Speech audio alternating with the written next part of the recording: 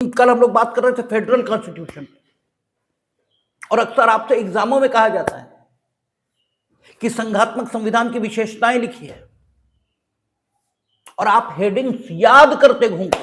याद करने की कोई आवश्यकता नहीं, चीजों को समझ लेने की जरूरत है। एक बार चीजों को समझ लेंगे, जिंदगी में पाठ्य पुस्तक की भूमिका ही खत्म हो जाती है। आपका फेडरल कॉन्स्टिट्यूशन, इसका मतलब यह हुआ ऐसा कॉन्स्टिट्यूशन जो फेडरल राज व्यवस्था की स्थापना स्वयं कर रहा है, और unitary constitution meaning thereby ऐसा संविधान जो संघीय व्यवस्था की स्थापना कर रहा है। संघीय व्यवस्था गलत बोल गए, एकीकृत व्यवस्था की स्थापना कर रहा है। यानी संविधान स्वयं जिस व्यवस्था की स्थापना कर रहा है वो कैसी है? एकीकृत है।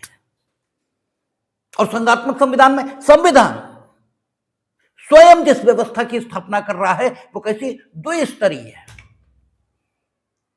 इसका मतलब यह हुआ कि एकीकृत या सेंट्रलाइजेशन की टेंडेंसी लिए हुए जो संविधान है, जिसे एकीकृत संविधान कहा गया, वो सिर्फ केंद्र की स्थापना करेगा वहां अगर राज्यों की व्यवस्था मिल भी रही है तो वो केंद्र की इच्छा पर है, स्वयं संविधान द्वारा स्थापित व्यवस्था नहीं है। और संघात्मक संविधान की दशा में जो व्यवस्था मिल रही है द्विस्तरीय, वह स्वयं संविधान द्वारा स्थापित व्यवस्था है, उसका केंद्र की इच्छा से कोई ताल्लुक नहीं है। तो पहली जो संघीय संविधान की विशेषता हो गई, वो पहली विशेषता यह हुई कि यह एक ऐसा संविधान है जो स्वयं द्विस्तरीय शासन व्यवस्था की स्थापना कर देता है। और जब स्वयं द्विस्तरीय शासन व्यवस्था की स्थापना यह करता है तो इसी की अगली बात यह हो जाएगी कि इस व्यवस्था में संविधान सर्वोच्च है,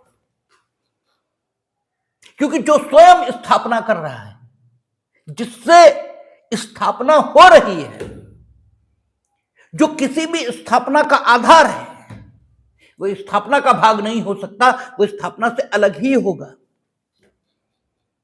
और जब वो स्थापना से अलग होगा तो उसका जो स्थान है वो स्थापित के बराबर नहीं हो सकता, वो हमेशा स्थापित से ऊंचा होगा। इसलिए संघात्मक संविधान पर आधारित जो राज व्यवस्थाएं हैं उनमें क्या होगा? संविधान सर्वोच्च होगा। इस दूसरी हेडिंग को भी याद करने की जरूरत नहीं है। अब तीसरी हेडिंग जो होती है कि जब संविधान की सर्वोच्चता स्थापित है और स्वयं संविधान के द्वारा सारी राज व्यवस्था निर्मित हुई है, तो इस राज व्यवस्था में किसका क्या काम होगा, इसको बांटने का काम यह भी स्वयं संविधान करेगा। संघात्मक संविधान की यह भी विशेषता होगी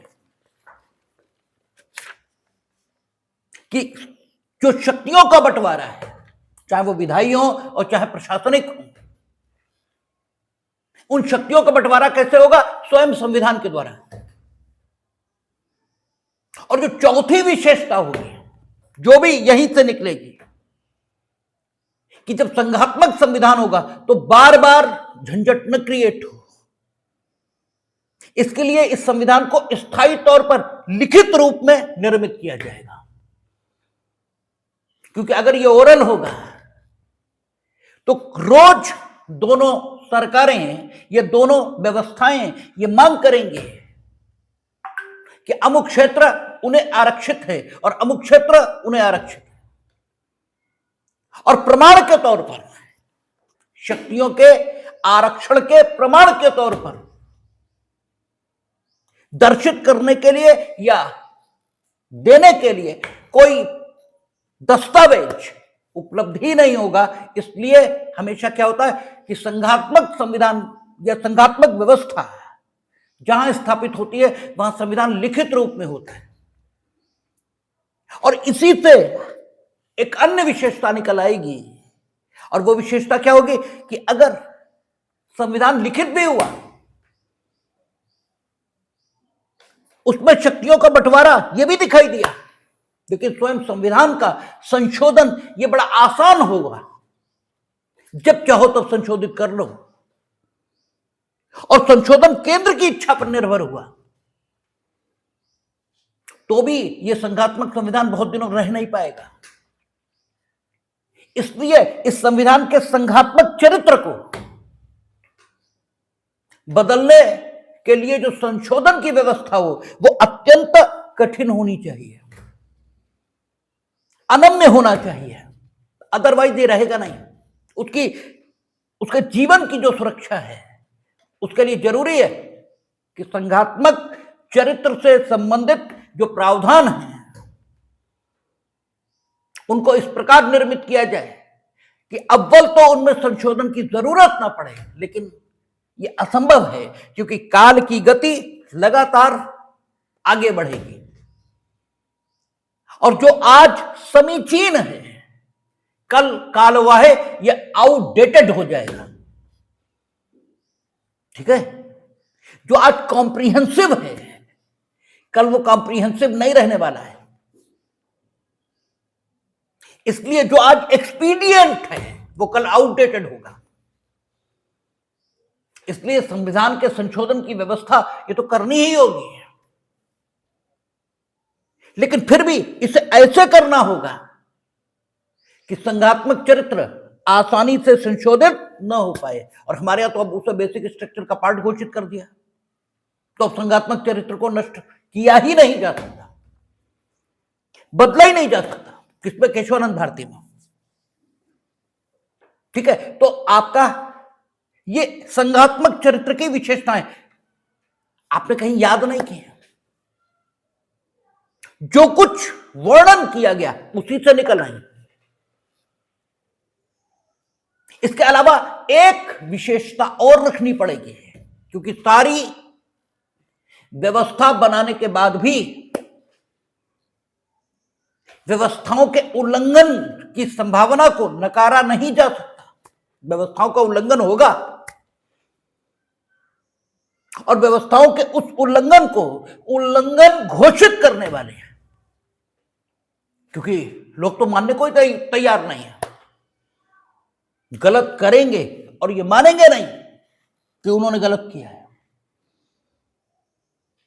ठीक है, नासमझी में न माने तो भी कोई बात नहीं, लेकिन नासमझी नहीं, जानबूझकर गलत करेंगे भी और जानबूझकर उसे मानेंगे भी नहीं।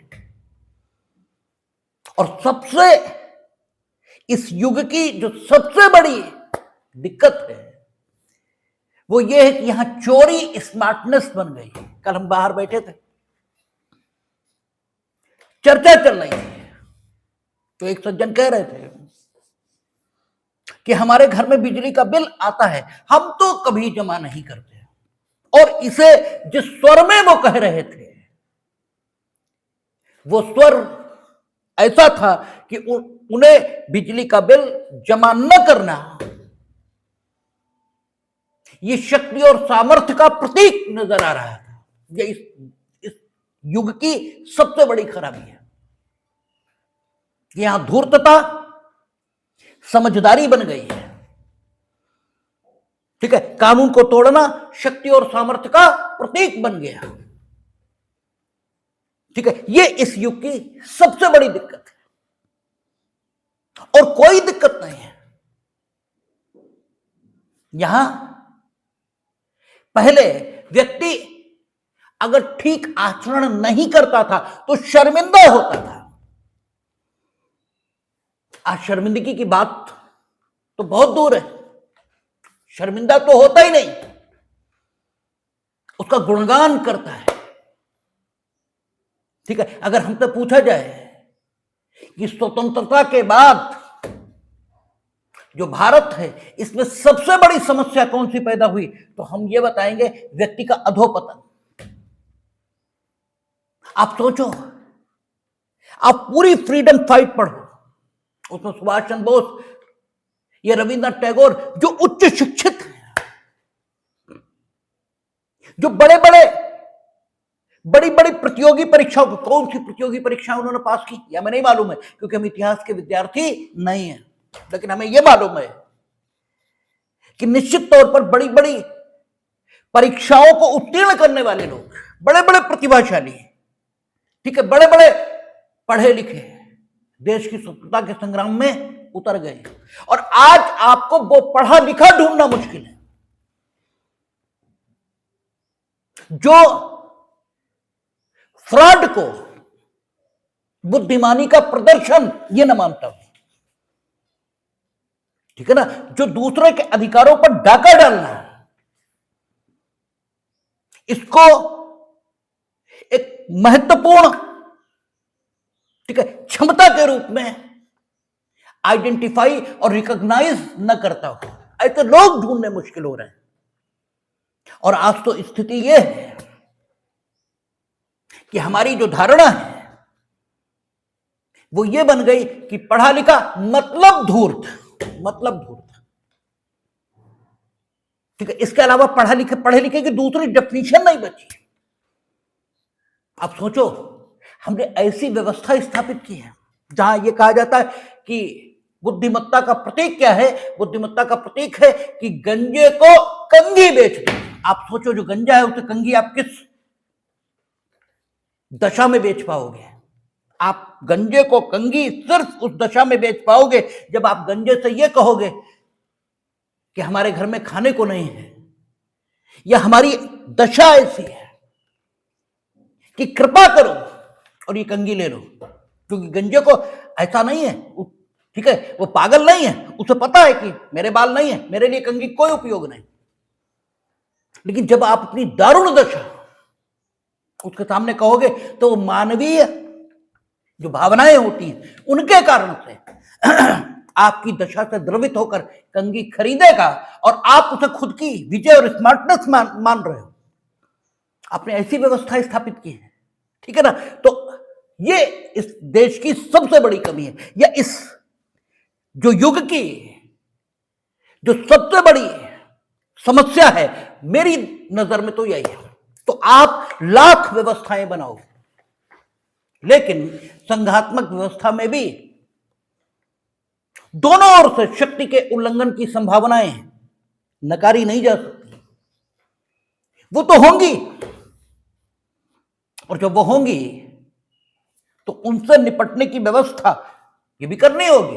और अगर आपने ऐसी व्यवस्था नहीं की है तो आपका या आपके द्वारा स्थापित व्यवस्था सांगोपांगपूर्ण है,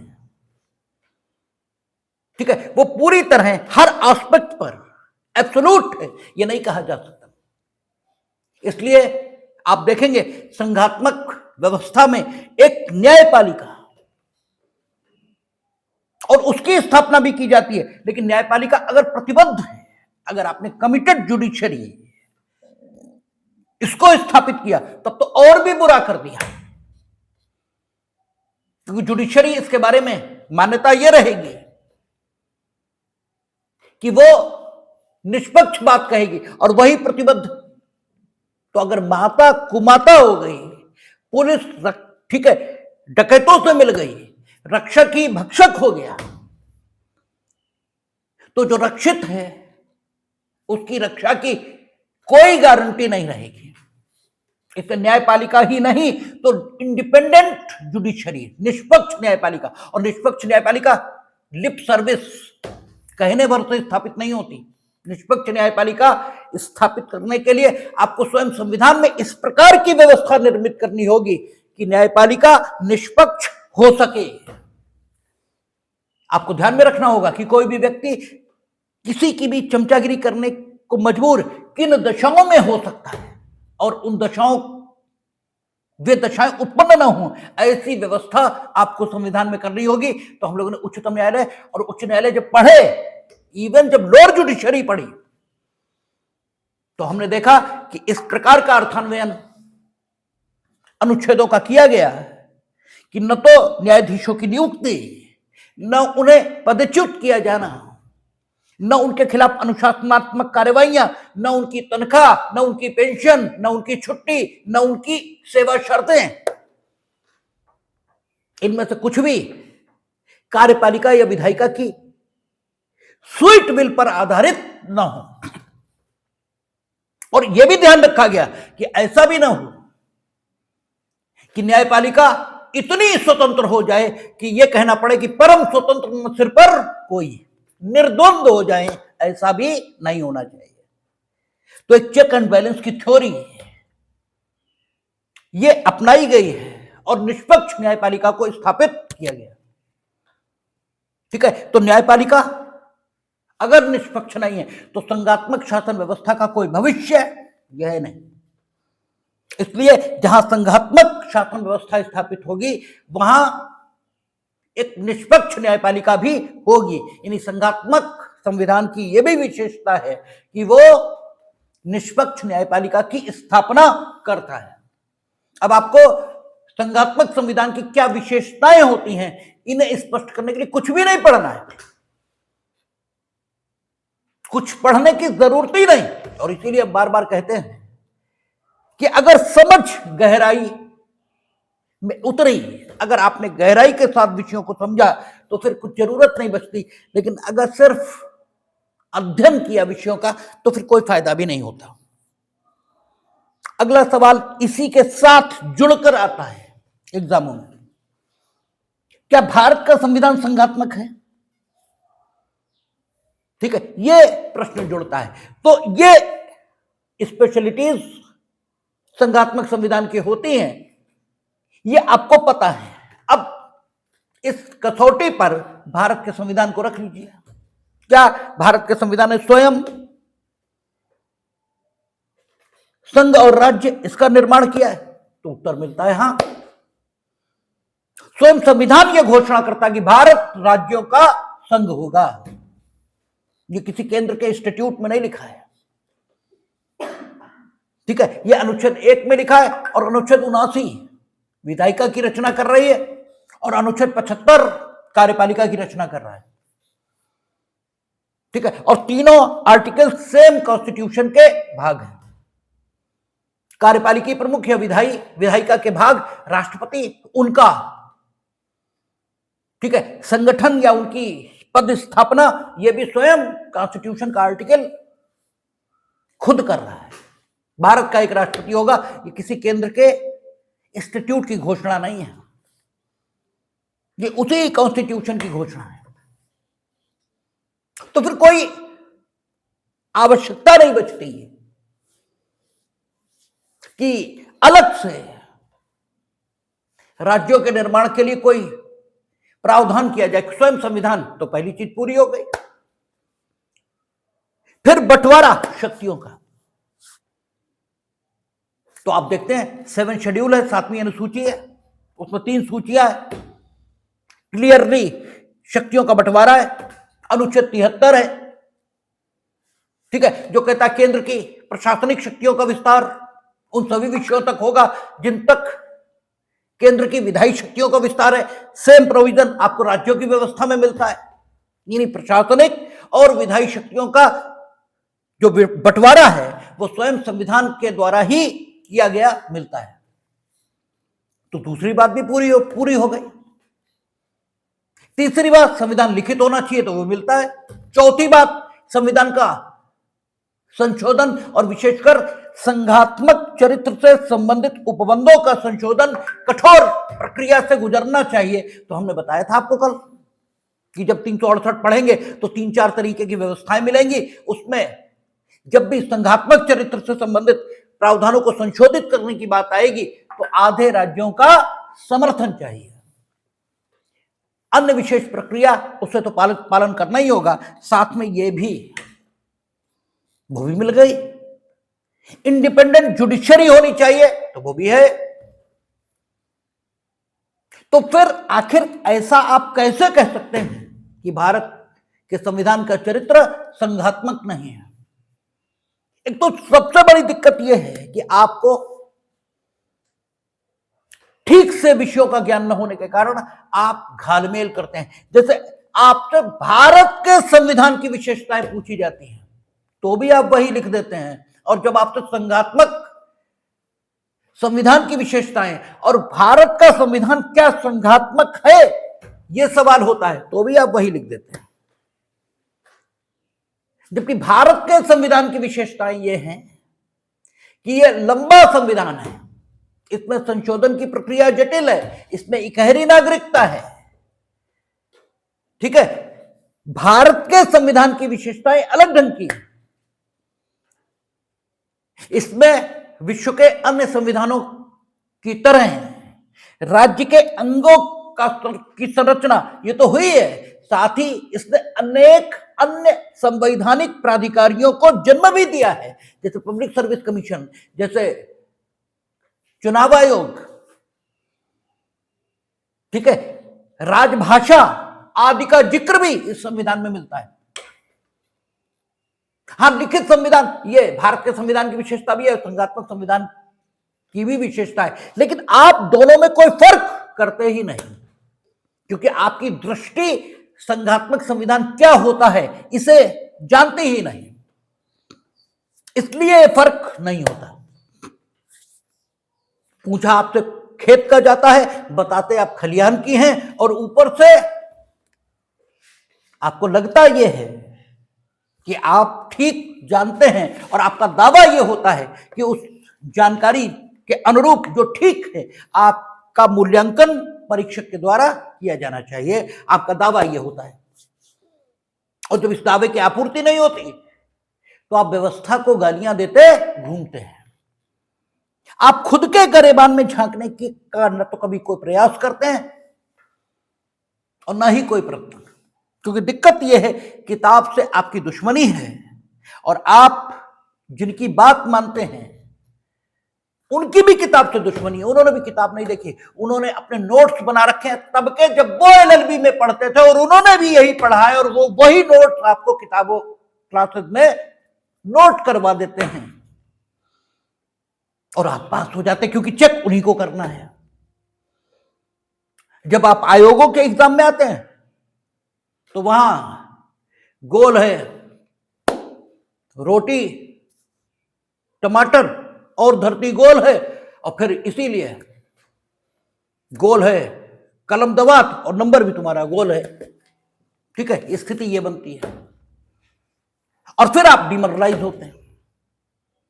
ठीक है, तो भारत के संविधान में आप देखेंगे तो एक एक विशेषता आपको नजर आएगी, इसलिए कहा जाएगा कि भारत का संविधान संघात्मक है। अब इसमें एक और पुछल्ला जुड़ा होता है, क्या आपात के उपबंध संविधान में मौजूद होने के कारण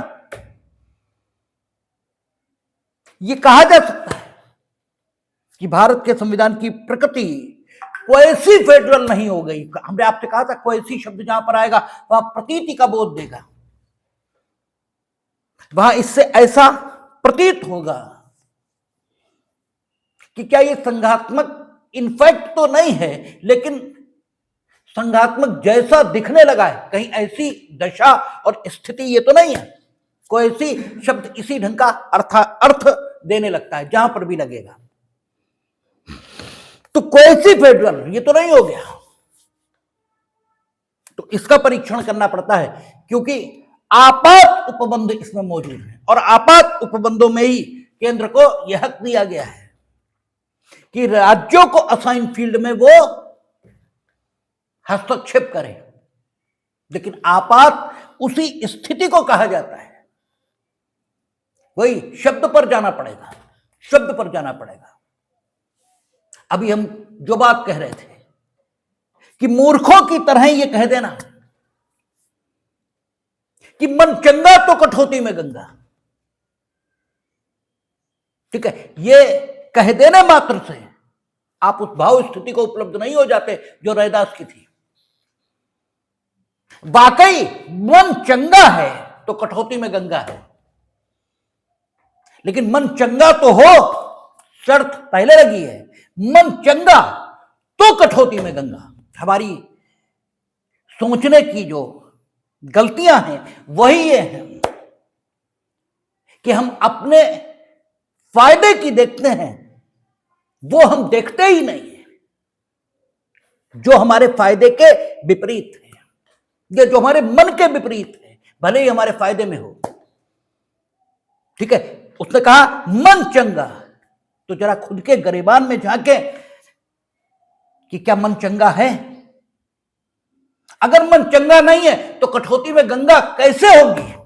ये तो रविदास या रैदास ही कह सकते हैं कि मन चंगा तो कठौती में गंगा, क्योंकि उनका मन चंगा है। और तुम तो इतने गिरे हुए हो कि तुम कबीर की दशा को भी उपलब्ध नहीं। वो कहते हैं कि बुरा जो देखन में चला, बुरा न मिलिया कोई, जो दिल खोजा अपना, मुझसे बुरा न कोई। वो अगर ये कहें, तुम कबीर की दशा को उपलब्ध नहीं हो। कबीर भी ये कहने का साहस नहीं कर पाए कि मन चंगा तो कठौती में गंगा। रविदास कह रहे हैं, इसका मतलब रविदास ज्यादा बड़ी भाव स्थिति के आदमी है, इसलिए वो ये कह पाए। तो ठीक बात है, मन चंगा। तुम्हारे मन में चंगा जैसा कुछ है? तुम्हारे मन में तो द्वेष है, लोभ है, मोह है, ठीक है। इसके अलावा दुनिया भर की जितनी बुराइयां हो सकती हैं सब है तुम्हारे मन में। और तुम ये बात कहते हो कि मन चंगा तो कठौती में गंगा है। बिल्कुल ठीक बात है, लेकिन मन चंगा तो हो, तुम तो खाली कठौती में गंगा इस तर्क का कुतर्क की तरह उपयोग कर रहे हैं। हमने अभी कहा कि तर्क, वितर्क, कुतर्क 3 स्थितियां हैं। तर्क सिद्धांत की स्थापना के लिए है, वितर्क मन की शांति के लिए है, और कुतर्क सिर्फ दूसरों का खंडन करने के लिए है, उसका अन्य कोई उद्देश्य होता ही नहीं। तर्क सिद्धांत को स्थापित करता है, लेकिन सिद्धांत चूंकि शांति नहीं देता, वो तनाव देता है, इसलिए वितर्क की जरूरत पड़ती है। और वितर्क का उपयोग धर्मोपदेशक, संत, महात्मा ये करते हैं, और कुतर्क का उपयोग ये फेसबुक ये करते हैं, जो मन चंगा तो कठौती में गंगा, ये सिर्फ अपनी बदतमीजियों को जायज ठहराने के लिए इस प्रकार के तर्कों का उपयोग करते हैं। इसके अलावा कोई इसमें मन चंगा हो तो क्या कहा, जिन खोजा तिन पाइया, गहरे पानी पैठ। ये नहीं कहा कि जिन खोजा तिन पाइया, ये नहीं कहा जिन खोजा तिन पाइया। कैसे? गहरे पानी पैठ। गहरे पानी पैठ का मतलब क्या हुआ कि आपकी समझ में गहराई है, आप खोजें तब पाएंगे, लेकिन खोजें कैसे? गहरे पानी पैठ, यानी गहराई में उतरकर खोजें तब, ठीक है। जिन खोजा तिन पाइया, गहरे पानी पैठ, मैं बापुरा बूढ़न डरा, राह किनारे बैठ। जब हमें गहराई में उतरने से ही डर लगता है तो हमें हमारे पाने की कोई संभावना है नहीं। चीजों को पूरा समझना होगा, चीजों को ऐसे समझकर काम नहीं चलेगा। तो उसका आपात उपबंध, आपात का मतलब होता है वो काल जो कभी कभी आता है, जो सदैव विद्यमान है, वो कितना भी दुखद क्यों न हो, उसे आपात नहीं कह सकते। फिर तो वो आपकी स्थिति और परिस्थिति है, वो आपात थोड़ा ही है। फिर तो वो आपकी सिचुएशन है। राजा का राज्य हरण कर लिया गया, वो गरीब हो गया, ये उस पर आपात स्थिति है। लेकिन भिकमंगा गरीब है, वो उसकी स्थिति है, आपात स्थिति नहीं है, वो तो उसकी स्थिति है। तो आपको आपात स्थिति और स्थिति, इसमें फर्क करना ही होगा। उसने कहा आपात की स्थिति में कुछ ऐसी बातें हैं जिनमें केंद्र हस्तक्षेप कर पाएगा, तो सिर्फ आपात की दशा में विशेष अधिकार केंद्र को प्राप्त हो जाने के कारण यह नहीं कहा जा सकता कि संपूर्ण व्यवस्था सार्वकालिक तौर पर पैरालाइज हो गई है और भारत का संविधान संघात्मक नहीं है, ये कहा ही नहीं जा सकता। तो आपको इन सारे प्रश्नों का उत्तर देने के लिए कुछ भी पढ़ने की जरूरत नहीं। जो करने की जरूरत है वो सिर्फ इतना है कि जिन खोजा तिन पाइया, गहरे पानी पैठ। विचार करने की जरूरत है सिर्फ गहराई के साथ, शब्दों पर, बातों पर, और कुछ भी नहीं है। इतना करना शुरू कर देंगे, सब कुछ बड़ी आसानी से होता है। तो संघात्मक संविधान की विशेषताएं क्या भारत में है और क्या आपात उपबंधों के कारण से भारत के संविधान का चरित्र संघात्मक नहीं बचा, इस प्रश्न की व्याख्या इसे याद करने की जरूरत नहीं है, समझ लेने की जरूरत है। अब हमने कहा कि जो संघात्मक संविधान होता है उसमें प्रशासनिक शक्तियों का बंटवारा और विधायी शक्तियों का बंटवारा स्वयं संविधान द्वारा किया जाता है, और प्रशासनिक और विधायी शक्तियां ही नहीं तो हर प्रकार का जो शक्ति का बंटवारा है वो स्वयं संविधान के द्वारा होता है। ये संघात्मक संविधान की विशेषता है। तो इसका मतलब ये चीज भारत के संविधान में मिलनी चाहिए, और हमने अभी कहा कि मिली है। क्यों? हमने 7वीं अनुसूची भारत के संविधान में जोड़ी है, जिसमें 3 सूचियां हैं, एक संघ सूची है और एक राज्य सूची है और एक समवर्ती सूची है। और तीनों के संबंध में हमने कल चर्चा की थी कि प्रारंभिक काल से ही लेकर आज तक दुनिया के सभी देशों में सार्वकालिक तौर पर कुछ विषय ऐसे हैं जैसे कि प्रतिरक्षा, डिफेंस, मुद्रा यानी करेंसी, और विदेशी संबंध यानी फॉरेन रिलेशन, ये ऐसे विषय समझे गए जिनको केंद्र को दिया जाना ठीक माना गया है।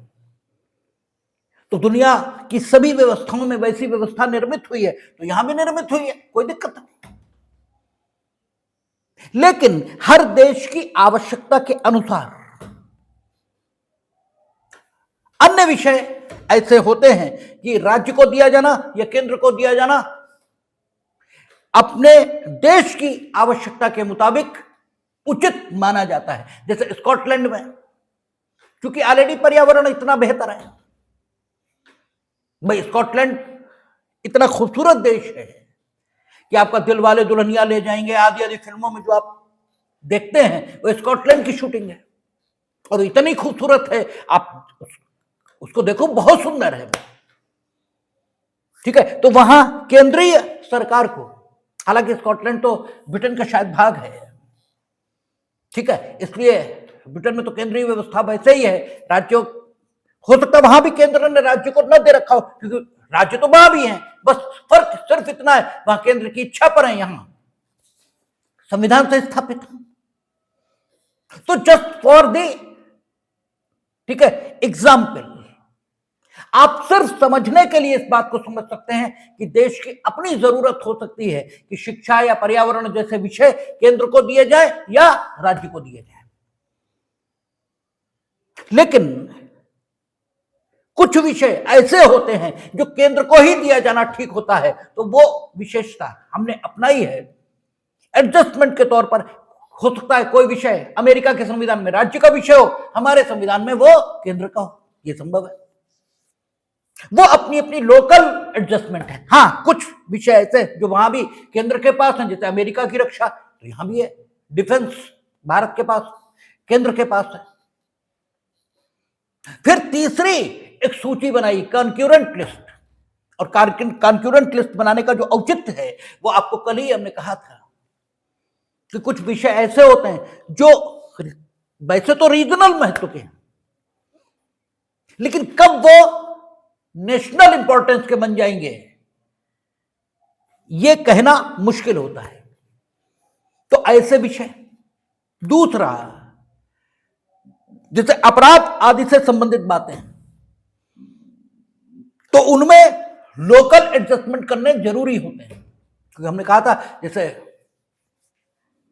कोई क्षेत्र अति पिछड़ा है, अब वहां लैंग्वेज, इसे तय करने का काम अगर आपने केंद्र को दे दिया तो हो सकता है दिल्ली को देखकर लैंग्वेज तय कर दे, जैसे आज तक होता है। जब तक कांग्रेस की सरकारें नहीं, जरा आप भारत रत्न, पद्मश्री, ये जो गैर सैन्य पुरस्कार हैं इनकी लिस्ट उठाकर देखिए, तो दिल्ली और दिल्ली जैसे शहर, इन्हें छोड़कर ऐसे पूरे भारत में कोई ऐसा आदमी पैदा नहीं हुआ जिसे पद्मश्री या पद्म विभूषण या पद्म भूषण जैसे पुरस्कार मिल सकते हैं। और जब से ये हटे हैं सत्ता से, तब से कभी तो वो ऐसा आदमी जो जंगल में साइकिल से कुछ कर रहा है उसे भी मिल रहा है पद्मश्री, या अन्य लोगों को भी मिल रहा है। ठीक है ना। तो केंद्रीकृत व्यवस्था इस प्रकार के दोषों को उत्पन्न कर सकती है। इसलिए क्या होता है, कॉन्करेंट लिस्ट जैसे चीजें बनाई जाती हैं जहां राज्यों को भी लोकल एडजस्टमेंट करने की सुविधा रहे। केंद्र तो दिल्ली को देख के उनने लैंग्वेज तय कर दी। अब तब उड़ीसा के रिमोट आदिवासी एरिया में होने वाले अपराध को देखने वाले प्रत्यक्षदर्शी साक्षी पढ़े लिखे ग्रेजुएट और पीएचडी नहीं होंगे, और साक्षी के अभाव में छूट जाएगा अपराधी। इसलिए जो क्रिमिनल ट्रायल है उसकी भाषा को तय करने का हक राज्य के पास होना चाहिए। लेकिन राज्य कहीं ऐसी गड़बड़े ना कर दे कि उनका जो उड़िया वाला होगा उसके ऊपर 323 लागू ही नहीं होगी। ठीक है ना, ऐसा कहीं ना, क्योंकि अपराध सिर्फ वहीं के लोग करेंगे, बाहर के लोग नहीं करेंगे, ऐसा भी कुछ नहीं। बाहर के लोग भी कर सकते हैं, वहां के लोग भी कर सकते हैं। तो वो कुछ ऐसे प्रावधान न कर दे कि बाहर के लोगों को फांसी होगी और न्याय वालों को राष्ट्रपति पुरस्कार मिलेगा। इसलिए कॉन्करेंट लिस्ट इसलिए भी बनती है। हमने कहा था, एक तो बात यह कि किसी भी क्षण क्षेत्रीय महत्व का विषय राष्ट्रीय महत्व का बन जाएगा। दूसरा कारण यह है कि कुछ विषय जो कॉन्करेंट लिस्ट है उसमें इसलिए रखे जाते हैं कि राज्यों को एडजस्टमेंट करने का हक रहे, लेकिन राज्य ऐसे एडजस्टमेंट न कर दें कि जो नेशन वाइड व्यवस्था है, जो देश के स्तर पर व्यवस्था है, उसमें खामी दिखाई देने लगे, ऐसी स्थिति ना आए। ठीक है ना। और तीसरी बात कॉन्करेंट लिस्ट के पीछे जो होती है वो ये कि समय अनुसार अगर केंद्र को जरूरत लगती है कि for the improvement of quality कुछ किया जाना चाहिए, क्योंकि केंद्र के पास सूचनाओं को पाने के अधिक स्रोत होते हैं, वो वर्ल्ड वाइड ज्यादा कनेक्ट रहते हैं। आप तो इंटरनेट आ गया, लेकिन उस समय इंटरनेट नहीं था, और लाख इंटरनेट हो फिर भी उनके पास सूचनाओं के स्रोत ज्यादा हैं। तो इसलिए भी कुछ विषय ऐसे रखे जाते हैं जिन्हें for the improvement of quality वो हस्तक्षेप कर पाए, इसकी व्यवस्था रहे। तो 3 सूचियां निर्मित होती हमारे यहां भी हैं, और जहां पर केंद्र और राज्य की व्यवस्थाएं निर्मित हुई थी वहां आपने देखा था कि यह लिखा हुआ है कि जिन विषयों पर उनकी विधायी शक्तियों का विस्तार है उन्हीं विषयों पर उनकी प्रशासनिक शक्तियों का विस्तार है।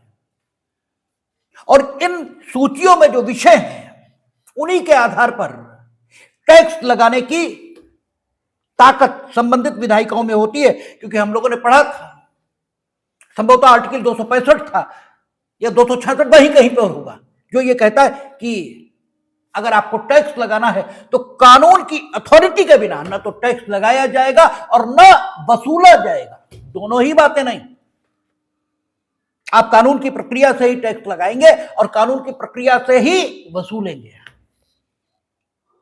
इसका मतलब वित्तीय शक्तियां, प्रशासनिक शक्तियां और विधायी शक्तियां, तीनों का बंटवारा इन्हीं लिस्टों के आधार पर हो गया।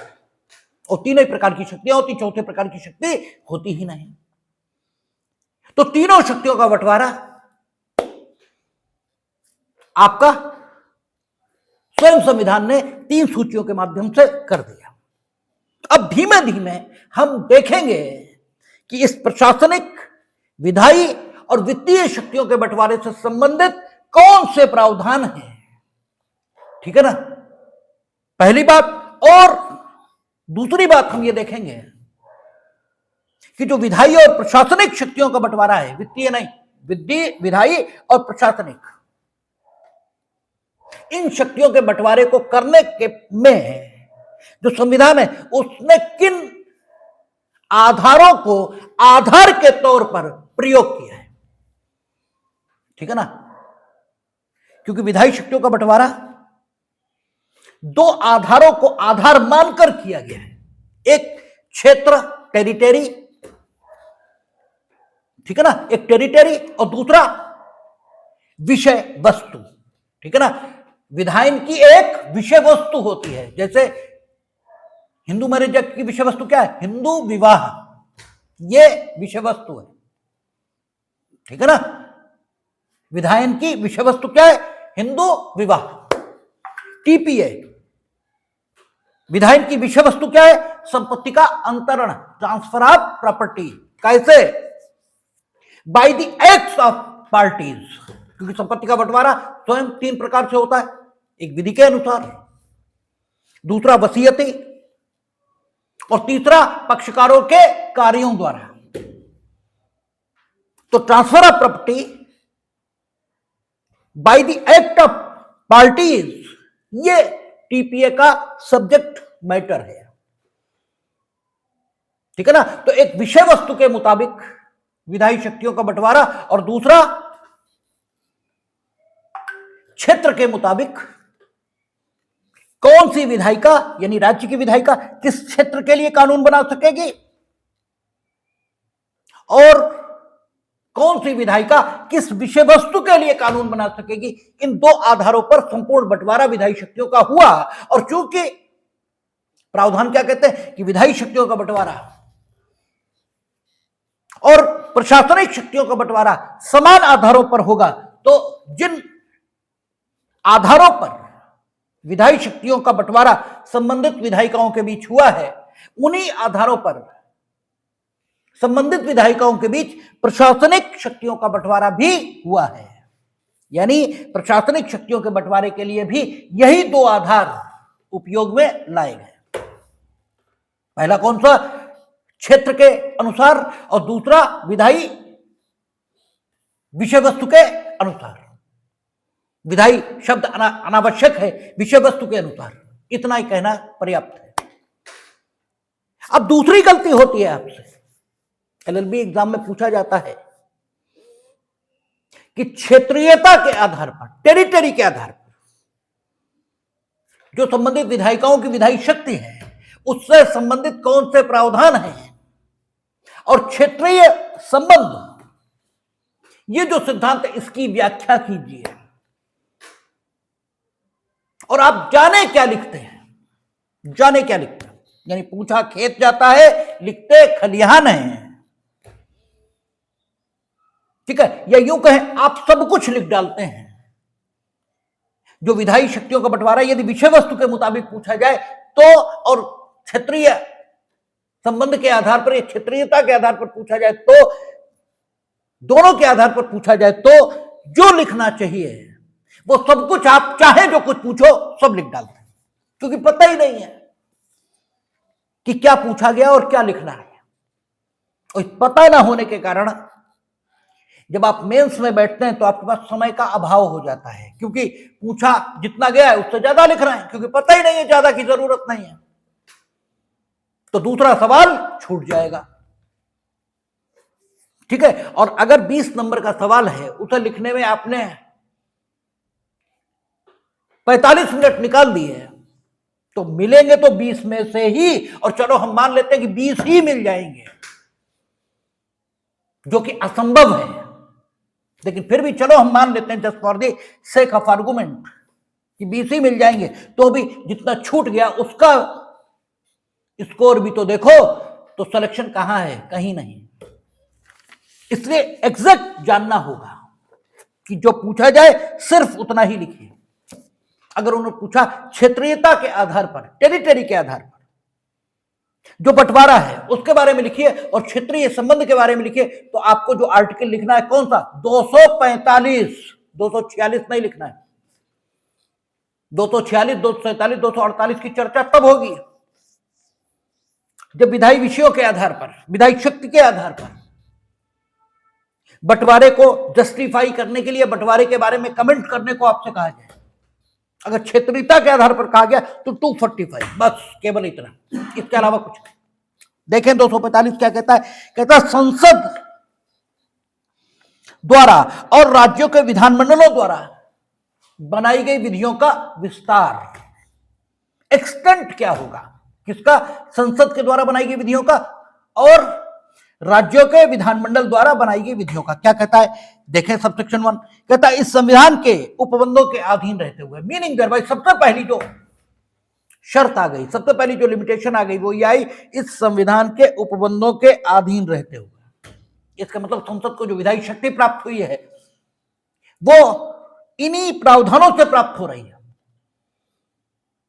ठीक है ना। और ये संविधान स्वयं अगर उस शक्ति को किसी प्रतिबंध के अधीन ला रहा है तो आप मीठा मीठा गप और कड़वा कड़वा थू नहीं कर सकते। संसद 245 के आधार पर दावा करे कि उसे विधायी शक्तियां प्राप्त हैं, इसलिए वो विधायन करेगी, और वो ये कहे कि संसद इस संविधान के किसी अन्य भाग में उल्लिखित किसी सीमा या मर्यादा का उल्लंघन करेगी, उल्लंघन करते हुए इस विधायी शक्ति का प्रयोग करेगी, तो ये बात न्याय संगत नहीं है। और इसीलिए हम बार बार कहते हैं कि संविधान बचाने की कोई जरूरत नहीं है, उसे बचाने के लिए ऑलरेडी प्रावधान यही मौजूद है, कोई आवश्यकता नहीं। आप कृपा करें, आप संविधान न बचाएं, वो यही बच जाएगा। तो पहली बात कही, इस संविधान के उपबंधों के अधीन रहते हुए। और आगे हम लोग पढ़ेंगे, अगर शुरुआत से करते तो पहले पढ़ लेते कि अनुच्छेद 13(2) क्या करा, राज्य ऐसी कोई विधि नहीं बनाएगा, ठीक है, जो फंडामेंटल राइट को न्यून करती हो, उस पर विपरीत असर डालती हो या उसे समाप्त करती हो। और इस संविधान के उपबंधों के अधीन रहते हुए विधायी शक्ति प्राप्त हुई। एक आर्टिकल हमने कोड किया है, ऐसे अनेकों आर्टिकल हैं जो संसद की विधायी शक्ति पर प्रतिबंध लगाते हैं। जैसे हम लोगों ने विधायी प्रक्रिया पढ़ी, संसद विधायन कर सकेगी, लेकिन विधायन की प्रक्रिया कहां दी, 107, 108, 109, 110, 111 वैसे ही करेगी। अगर वित्तीय व्यवस्था से संबंधित विधायन करना है तो 112, 113, 114 विनियोग विधेयक पारित होगा। आप वैसे कुछ नहीं निकाल सकते, हम लोग सारा देखकर आए हैं।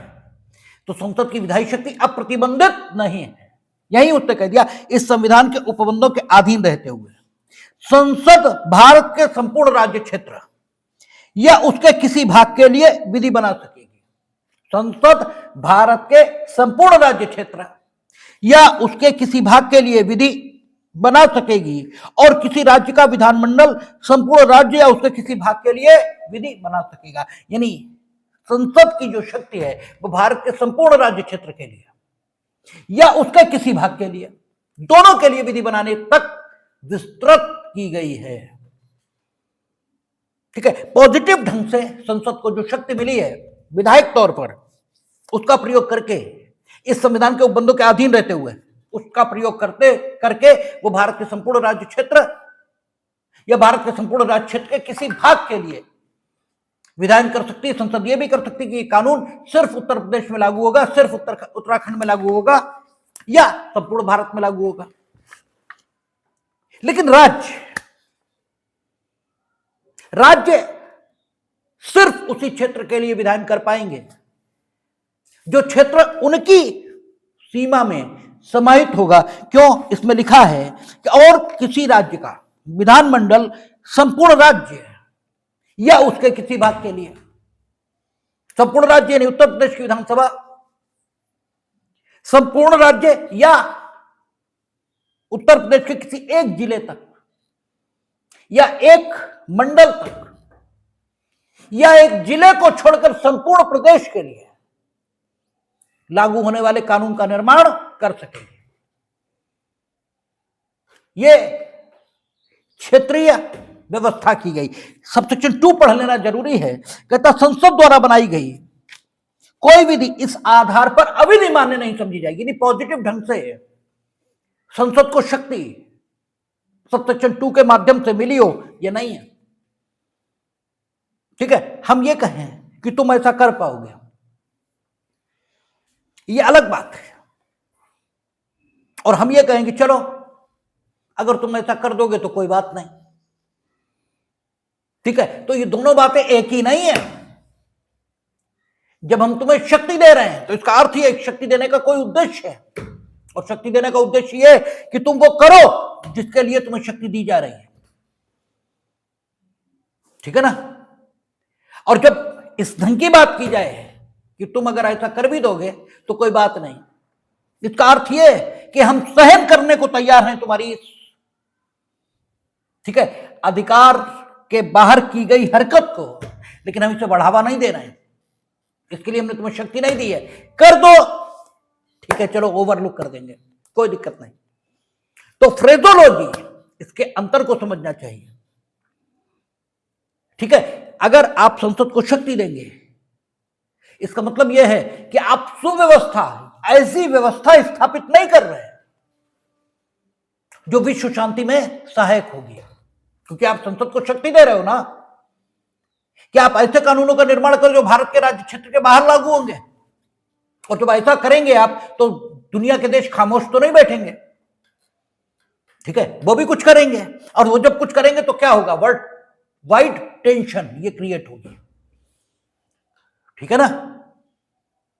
और अगर हम ये कहें कि ठीक है, इस आधार पर हम अविधि माने नहीं मानेंगे कि संसद ने कोई ऐसी विधि बना दी जो भारत के राज्य क्षेत्र के बाहर लागू हो रही, इसका अर्थ यह निकला कि अगर परिस्थिति की जरूरत के मुताबिक कभी कभार संसद उस सामान्य नियम का जो 245(1) में वर्णित है उल्लंघन भी कर देगी, तो हम उसे ओवरलुक कर देंगे। लेकिन जो फ्रेजोलॉजी है इस अंतर को स्थापित कर देती है कि कभी कभार, न कि जनरली,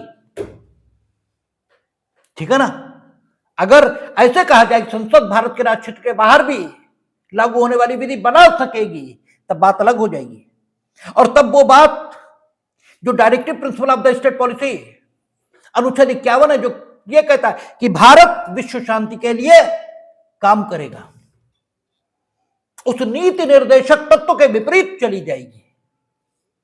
और जबकि फंडामेंटल राइट के साथ साथ यह भी कहा है अनुच्छेद 37 में कि राज्य की नीति के लिए यहां बताए गए तत्व कैसे होंगे, निदेशक, ये तत्व निदेशक होंगे, इनका पालन राज्य को अपनी नीति के निर्माण में करना ही होगा, ठीक है ना। तो इसका मतलब यह हुआ कि जो 51 है उससे संगतता 245(2) की बनी हुई है कि कभी कभार ऐसा हो जाए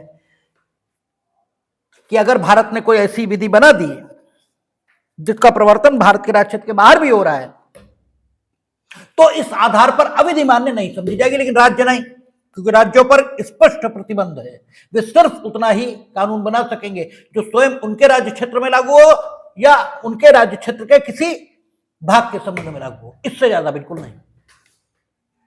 और 245 सबसेक्शन 2 का इस्तेमाल करके संसद ने कानून बनाए हैं। आपका आईपीसी क्या कहता है, सबसेक्शन 3 था, सबसेक्शन 4 था, राज्य क्षेत्रातीत प्रवर्तन, राज्य क्षेत्रातीत प्रवर्तन, भारत का कोई नागरिक दुनिया के किसी भी हिस्से में यदि कोई ऐसा काम करेगा जिसे इस संहिता के मुताबिक भारत में किए जाने पर अपराध माना जाएगा, तो वो जब कभी भारत के जिस हिस्से में पा लिया जाएगा, ठीक है, उसका विचारण उसी स्थान पर अधिकारिता रखने वाले दंड न्यायालय द्वारा किया जाएगा। हम लोगों ने पढ़ा था 187, read along with section 189 CrPC, not BNSS, ठीक है। तो ये राज्य क्षेत्रातीत प्रवर्तन था, भारत का कोई नागरिक दुनिया के किसी भी हिस्से में, ठीक है, दुनिया का कोई भी नागरिक भारत में रजिस्टर्ड किसी पोत, जलयान या हवाई जहाज पर, वो दुनिया में कहीं भी खड़ा हो, यदि कोई अपराध करेगा तो ऐसे माना जाएगा कि मानो उसने भारत की धरती पर वो अपराध किया है, और वो भारत में जहां पाया जाएगा उसका विचारण ऐसे करेंगे मानो उसने भारत की धरती पर वो अपराध किया है। तो राज्य क्षेत्रातीत प्रवर्तन हमने देखा है आईपीसी में। हिंदू लॉ उसमें भी देखते हैं, हिंदू लॉ में क्या कहता है कि भारत में अधिवासित कोई हिंदू, आवास और निवास अलग अलग बातें हैं, ये क्यों लिखा, आवास विकास कॉलोनी, आवास का विकास,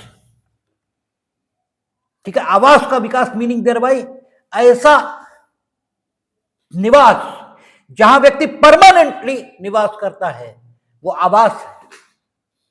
कहते हैं हमारे आवास पर आइए। ठीक है, आवास का अर्थ हुआ ऐसा स्थान जहां आप रहते भी हैं, रहने की इच्छा भी है, और कब तक रहेंगे ये निश्चित नहीं है। जिंदगी रह सकता है, कोई आवश्यकता पड़ी, मजबूरी हुई तो छोड़कर भी जाए, मजबूरी तो फिर क्या नहीं कराती। कब तक रहेंगे ये निश्चित नहीं है। और निवास जहां आप कर रहे हैं वहां आपकी निवास करने की इच्छा हो, जरूरी नहीं। जेल में हो, जेल में निवास कर रहे हो, वहां रहने की इच्छा है क्या? होटल में निवास कर रहे हो, कब तक रहोगे ये तय है। और कब तक रहोगे ये तय न भी हो तो कम से कम इतना तय है कि हमेशा नहीं रहोगे। तो निवास अलग बात है और आवास अलग बात है। और आवास उस स्थान को कहते हैं जहां आप इस प्रकार से रहते हैं, और इस रहने को अधिवास कहा जाता है।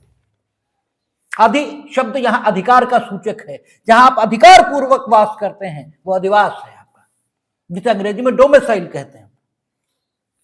तो हिंदू लॉ में क्या कहता है कि भारत के राज्य क्षेत्र में अधिवासित कोई हिंदू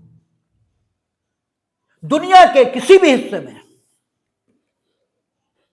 ठीक है, दुनिया के किसी भी हिस्से में चला जाए, उस पर हिंदू लॉ का प्रवर्तन रहेगा। भारत के राज्य क्षेत्र में अधिवासित हिंदू, ये आप पढ़ेंगे हिंदू लॉ तो पहला हिंदू मैरिज एक्ट जैसे पढ़ना शुरू करेंगे, पहली लाइन यही आएगी, भारत के राज्य क्षेत्रों में अधिवासित को। इस अधिनियम का प्रवर्तन उन हिंदुओं तक है जो भारत के राज्य क्षेत्र में अधिवासित हैं, किंतु इस समय दुनिया के किसी भी हिस्से में निवास कर रहे हैं। निवास उनका कहीं भी है, आवास या अधिवास अभी भी यही है। नौकरी करने चले गए अमेरिका, लौट यही आना है, और वहां अगर सेकंड मैरिज करेंगे तो वो second marriage Hindu marriage act के सेक्शन 5 के मुताबिक कैसी होगी? शून्य। उस पत्नी को कोई हक नहीं मिलेगा हिंदुस्तान पे, वो शून्य ही मानी जाएंगे। और ये इंटरनेशनल लॉ की कटसी है कि अगर अमेरिका भी, क्योंकि फिर उनके लॉ को भी हम नहीं मानेंगे, अगर अमेरिका का कोर्ट भी न्याय निर्णय करेगा तो हमारा ही कानून लागू करेगा। भले ही अमेरिका में द्विविवाह विवाह वैध माना जाता हो, लेकिन इस हिंदू के संबंध में हिंदू लॉ ही लागू होगा। इसलिए नहीं कि हमसे वो डरते हैं, इसलिए कि इंटरनेशनल लॉ में ये कटसी मानी जाती, वो हमारे कानूनों का सम्मान करेंगे, हम उनके कानूनों का सम्मान करेंगे। और इसीलिए देश में जो विधायन होता है वो अंतरराष्ट्रीय मानदंडों के अनुरूप होता है, क्योंकि ऐसा आप नहीं करेंगे तो फिर दुनिया के देश आपका कानून लागू नहीं करेंगे। अगर आपने एक्स्ट्रा टेरिटोरियल ऑपरेशन उनका कर दिया तो तुम्हारे यहां जब आए तब देखना, वहीं रहा तो तुम कुछ नहीं कर पाओगे। लेकिन यहां न भी आए तो भी वहां वही लागू हो जाएगा, क्योंकि according to norms of the international law है। ठीक है, इस पर मुकदमा भी गया है एच वाडिया, और यह स्वतंत्रता के पूर्व का मुकदमा है, जैसे सीजे कानिया ने, क्योंकि जो यहां विधायी शक्तियों का बंटवारा है, ठीक यही विधायी शक्तियों का बंटवारा किसमें था? भारत सरकार अधिनियम 1935, ठीक यही था। ये तो नहीं कह सकते, ये थोड़ा गलत शब्द प्रयोग है, लेकिन लगभग यही था। और वहां भी एक्स्ट्रा टेरिटोरियल ऑपरेशन वाले कानून बनाने का हक केंद्रीय विधायिका को था। तो जस्टिस एच कानिया, जो स्वतंत्रता के पूर्व न्यायाधीश रहे और बाद में भारत के फेडरल कोर्ट के भी न्यायाधीश रहे, शायद सुप्रीम कोर्ट के भी पहले वही रहे हो, नहीं मालूम। ठीक है, तो उन्होंने ये कहा है कि अगर कोई कानून ऐसा है जो एक्स्ट्रा टेरिटोरियल ऑपरेशन रखता है, हो सकता है 1935 के भारत सरकार अधिनियम में 245(2) के रूप में ना हो, लेकिन हो, ठीक है ना।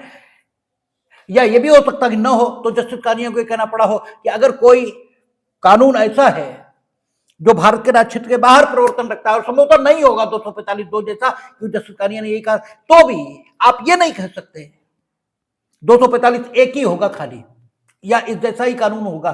तो जस्टिस कानिया ने यह कहा कि आप ये नहीं कह सकते कि किसी कानून में एक्स्ट्रा टेरिटोरियल ऑपरेशन वाले उपबंध मौजूद हैं, इसलिए वो लोकल कोर्ट्स के लिए लागू न होने योग्य कानून है। क्योंकि आप ये नहीं कहेंगे, कम से कम उन्हें बाहर के देश के लिए कानून बनाने का हक है या नहीं, ये इंटरनेशनल लॉ और देशों की सरकारों को तय करने दीजिए। जो लोकल म्युनिसिपल ट्रिब्यूनल्स हैं, उन्हें यह कहने का हक नहीं कि इस कारण से विधायिका की विधायी क्षमता कमतर हो गई और वो संबंधित कानून नहीं बना सकती, यह नहीं कहा जा सकता। ठीक है ना। तो जो केंद्रीय विधायिका होती है उसे भारत के राज्य क्षेत्र के बाहर बनने वाले कानून को बनाने की अधिकारिता 245(2) के आधार पर प्राप्त है, यह कहना कह दिया जाता है। लेकिन हमारे दृष्टिकोण से यह ठीक नहीं है, बल्कि यह कहा जाना चाहिए कि 245(2) के, ठीक है, द्वारा प्रदत्त अधिकारिता के आधार पर यह कहा जा सकता है कि यदि केंद्रीय विधायिका भारत के राज्य क्षेत्र के बाहर लागू होने वाला कानून बना देती है तो उसके इस शक्ति प्रयोग को क्षम्य माना जाएगा, एक्सक्यूज के तौर पर 245(2) का इस्तेमाल किया जा सकेगा। यह कहना ज्यादा ठीक होगा और ज्यादा संविधान की भावना के अनुरूप होगा। अब सिर्फ एक बात बची है, क्षेत्रीय संबंध का सिद्धांत। क्योंकि क्या लिखा है कि राज्य अपने राज्य क्षेत्र में लागू होने वाला कानून बना सकेंगे, ये लिखा है। अब राज्य ने अपने राज्य क्षेत्र में लागू होने के लिए जो कानून बनाया, ठीक है, वो जिस उद्देश्य को लागू होता है, वो उद्देश्य फिजिकली भौतिक तौर पर तो राज्य की सीमा में स्थित नहीं है, लेकिन वो उद्देश्य जिस राज्य की अधिकारिता की स्थानीय सीमाओं में स्थित है, उससे एक युक्ति संगत संबंध इस राज्य का जुड़ रहा है जिसने उस उद्देश्य को लागू होने के लिए कानून बना रखा है। तो इस राज्य का या इस राज्य की विधायिका द्वारा निर्मित कानून इस राज्य की अधिकारिता के बाहर भी लागू हो जाएगा और इसी को क्षेत्रीय संबंध का सिद्धांत कहा जाता है। ठीक है, डॉक्ट्रिन ऑफ टेरिटोरियल नेक्सस ये कहा जाता है। ये क्या है, इस पर कल बात करेंगे, देखेंगे।